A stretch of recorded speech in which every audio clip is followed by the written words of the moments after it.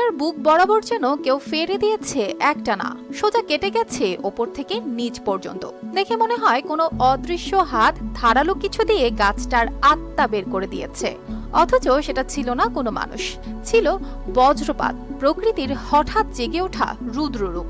এক ঝলকে যেন ঝাঁপিয়ে পড়ল গাছটির উপর।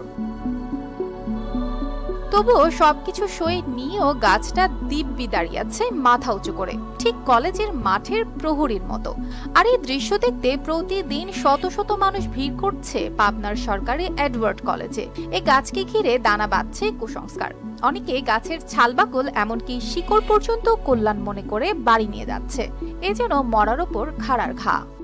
9:45 বা 9:45 সেই সময় আমি ওখানে ছিলাম, মানে মসজিদের ভিতর বৃষ্টি চলাকালীন টাইমে আমি দেখলাম যে উপর থেকে একটা আলোক রশ্মি আসে ভিতরে পড়লো এবং গাছটা আস্তে আস্তে ফিরে প্রায় 2 মিনিটের মতন ফিরে একবারে ভাগ হয়ে গেল।